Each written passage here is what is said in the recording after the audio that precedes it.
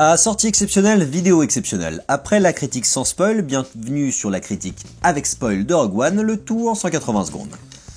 Toujours réalisé par Gareth Edwards et sortant le 14 décembre 2016, l'histoire, vous la connaissez, c'est celle de la reconquête des plans de l'Étoile Noire, et je vais vous dire avec spoil tout le bien que je pense de ce film.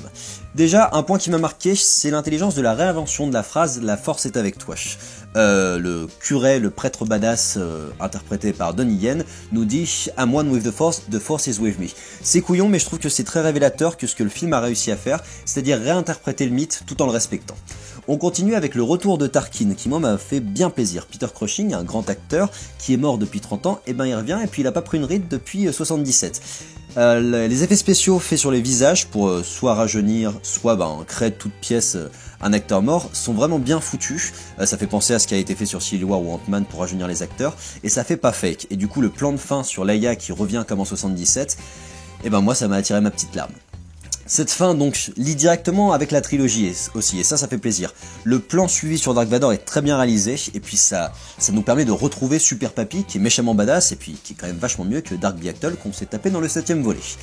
Je trouve que le film en plus gomme un défaut du 4, à savoir qu'on s'est toujours moqué pendant 30 ans du fait que l'Étoile Noire, l'arme la plus puissante de l'Empire, ait un point faible aussi gros en plein milieu de son cœur. Là on nous explique pourquoi, ça a jamais été prévu, c'est Galen qui l'a glissé lâche pour donner un coup de pouce à l'Alliance. Et ça c'est plutôt cool. On a aussi un effet miroir sur Sauf, le personnage de Forest Whitaker, qui moi m'a pas mal plu, à savoir que lui poursuit le conflit aveuglément, un peu comme Dark Vador, et du coup il se rapproche de Dark Vador, il a le même souci respiratoire. Et ça je trouvais aussi plutôt fin et plutôt réussi. En plus, on retrouve dans cet univers, dans ce film, je veux dire, la richesse de la faune et la flore de Star Wars, qu'on avait un peu perdu dans le set de mon point de vue. Par exemple, on a un petit caméo des deux bandits qu'on croise au début de Star Wars 4 et qui disent à Luke ils trouvent que t'as une sale gueule, c'est vrai que t'as une sale gueule. C'est con, mais ça nous permet de se remettre dedans et ça fait plaisir.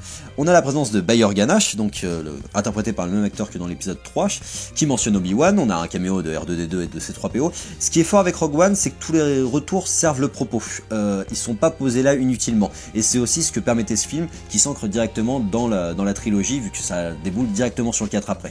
La réal est très très bonne, aussi c'est très bien filmé et très bien rythmé, on a beaucoup de très beaux plans sur Jeddah, sur l'importance dramatique du premier tiers de l'Étoile Noire, qui est mis en parallèle avec le message d'un père à sa fille, des fois on a un suivi de vaisseaux qui sort de l'hyperespace qui est sublime, les vaisseaux qui s'engouffrent aussi dans le bouclier, la mort de l'amiral apportée par sa création par l'Étoile Noire est top, la mort des héros happée par l'importance du conflit, par cette explosion est très bien pensée, c'est très très fort dans sa réalisation et très bien pensé, ça m'a fait vraiment plaisir.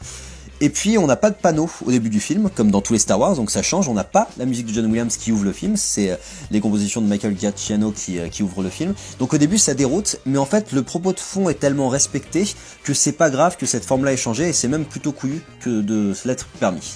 Et top. Voilà. Je vous invite à me dire en commentaire ce que vous avez pensé, vous, de ce Star Wars, et surtout de me dire avec spoil les scènes qui vous ont le plus plu, ou au contraire le plus déçu, parce que moi j'ai adoré, mais vous avez tout à fait le droit de ne pas avoir aimé. Et puis je vous invite à liker, commenter, vous abonner, puis je vous donne rendez-vous sur la page YouTube de Directive Première pour d'autres critiques ciné en 180 secondes.